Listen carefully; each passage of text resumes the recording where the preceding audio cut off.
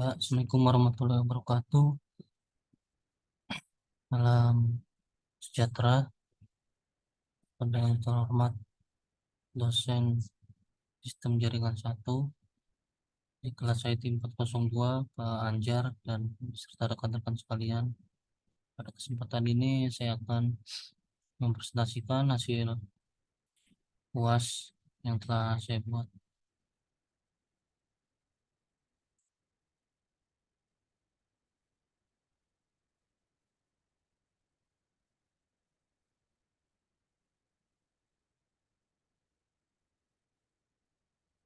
Sistem jaringan.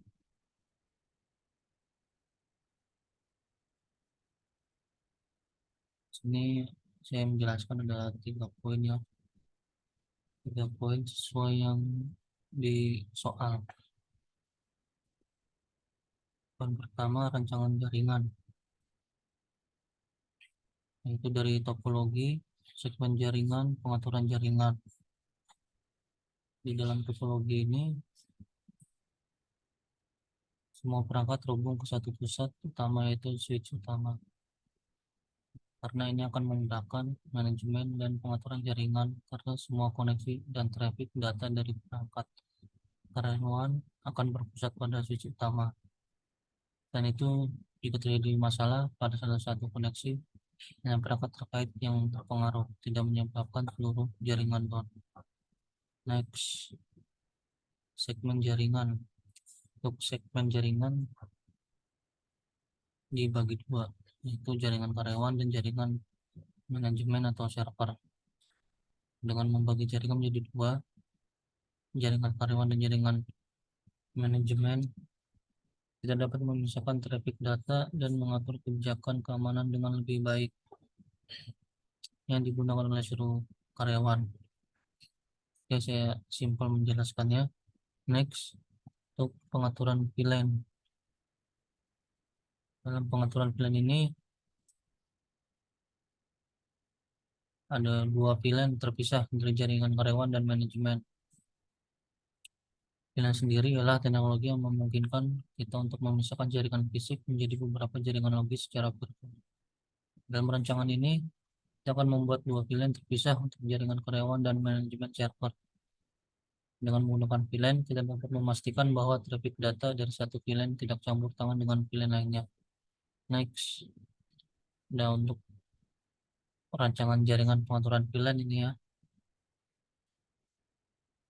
dia ada 2 VLAN 10 jaringan karyawan. Dia untuk VLAN 10, nah, ada beberapa pengaturannya. 1, port pada switch utama yang terhubung ke perangkat karyawan akan diatur ke dalam VLAN 10. 2, port pada switch manajemen atau server yang terhubung ke perangkat karyawan akan diatur dalam VLAN 10. 3, karyawan akan mendapatkan alamat IP dari rentang subnet VLAN 10. Dan lalu lintas di VLAN 10 hanya akan mengakses sumber daya di VLAN 10 dan internet diizinkan mengakses sumber daya VLAN 20. Selanjutnya yang VLAN 20, jaringan manajemen atau server, dibagi 3 tahap, yaitu 1, port pada switch manajemen atau server terhubung ke perangkat manajemen dan server akan diatur ke dalam VLAN 20. Kedua, perangkat manajemen dan server akan mendapatkan alamat IP dari rentang subnet VLAN 20. 3, lalu lintas di VLAN 20 hanya akan mengakses sumber daya VLAN 20 dan beberapa sumber daya khusus yang diizinkan.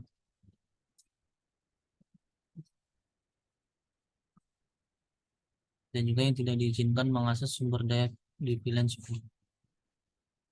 Oke, next, jenis dan merek perangkat keras. Nah, di sini ada beberapa perangkat keras,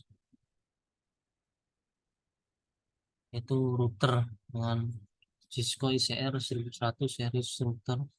2, switch utama Cisco Catalyst 3650 series switch. Yang ketiga, switch manajemen atau server Cisco Catalyst 2960X series switch. 4, access points Ubiquiti Unify APSC Pro. Yang kelima, firewall yaitu Fortinet FortiGate 60E. Dan yang keenam ialah modem TP-Link Archer PR600. Next. Nah, untuk implementasi alamat IP ini ya, saya singkat menjelaskannya. Di pilihan 10 dia ada IP ini, dan untuk alamat IP routernya ini di HCP-nya, ranknya ini, dan beberapa contoh alamat IP status ialah ini dalam komputer 1, 2, printer, dan telepon IP. Nah, untuk jaringan server VLAN ini ya, step-stepnya sama dengan yang karyawan ini. Ada rentang IP, alamat IP router, DHCP, rank, dan untuk contoh alamat IP status dia ada server 1, server 2, berikutnya switch management. Nah, ini untuk note catatan ada 3 poin dari hasil kesimpulan atau overallnya ialah: satu, pastikan router terhubung ke internet melalui modem dengan alamat IP publik yang diberikan oleh ISP. Kedua, di DHCP diatur pada router untuk melayani klien dalam 2 VLAN, VLAN 10 dan VLAN 20. Yang terakhir, pastikan firewall diatur dengan benar untuk melindungi jaringan dari ancaman luar. Selanjutnya yang soal nomor 2 ke poin 2 ya. Nah, di sini untuk solusi cyber security-nya kita perkuat firewall dan perimeter security ya. Nah, ini untuk penjelasannya bisa dijelaskan di sini. Ya, simpel aja menjelaskannya ya. Untuk parallel ialah firewall untuk pertahanan pertama. Yang adalah implementasikan zona demilitarized zone. Terus ada menggunakan teknologi deteksi intrusi atau IDS dan deteksi serangan atau IPS untuk memonitor lalu lintas jaringan. Next. Nah, ini untuk VPN, mengakses jarak jauh. Ya, digunakan untuk mengamankan komunikasi antara perangkat yang terhubung ke jaringan internal dari lokasi yang tidak aman atau jaringan yang publik seperti internet. Karena seluruh lalu lintas melalui VPN akan dienkripsi sehingga informasi itu bisa dikirim antar karyawan dan jaringan perusahaan, tidak dapat disadap oleh pihak yang tidak berwenang. Dan pastikan semua karyawan yang bekerja dari luar kantor atau di tempat yang tidak aman harus terhubung melalui VPN saat mengakses sumber daya perusahaan. Karena ini akan memastikan data tetap aman bahkan ketika akses dilakukan melalui jaringan yang tidak terlindungi. Next, pembaruan keamanan dan patch. Ini ada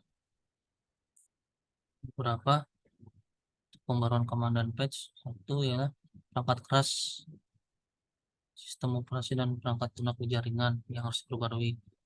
Yang kedua, pastikan ada kebijakan perusahaan yang mengharuskan karyawan untuk memperbarui perangkat dan sistem operasi mereka secara tepat waktu. Next, untuk pengaturan hak akses di dalam cyber security solution, satu, berikan akses hanya kepada karyawan berdasarkan prinsip kebutuhan terhadap informasi, need to know. Jangan memberikan hak akses administratif secara tidak perlu, nah itu akan mengurangi risiko akses tidak sah. Kedua, implementasikan model akses berbasis peran, di mana karyawan hanya memiliki hak akses yang sesuai dengan peran dan tanggung jawab mereka dalam perusahaan. Next, rencanakan tanggapan keamanan. Itu ada 2 poin. Satu, siapkan rencana respons keamanan yang jelas. Dua, pastikan seluruh karyawan mengetahui rencana respon keamanan. Berikutnya, soal yang nomor 3, poin 3, yaitu untuk mengatasi identifikasi problem. Di sini ada 5 poin. Masalah pada server email. Nah, ini penjelasannya di server email.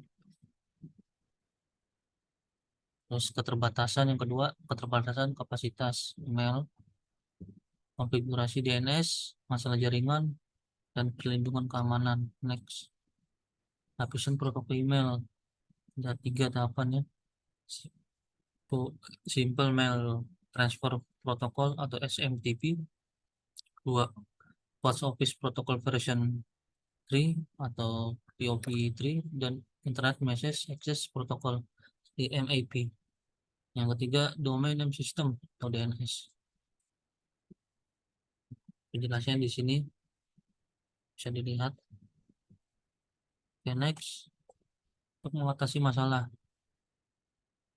ini ada 6 poin, yaitu satu, periksa server email, kedua, pemeriksaan konfigurasi DNS, tiga, monitor jaringan, keempat, evaluasi perlindungan keamanan, lima, perbarui dan perkuat sistem email, enam, ajarkan karyawan tentang praktik email yang aman. Oke, terima kasih presentasi dari saya. Semoga apa yang saya sampaikan bermanfaat dan kurang lebihnya mohon maaf. Assalamualaikum warahmatullahi wabarakatuh dan tetap semangat.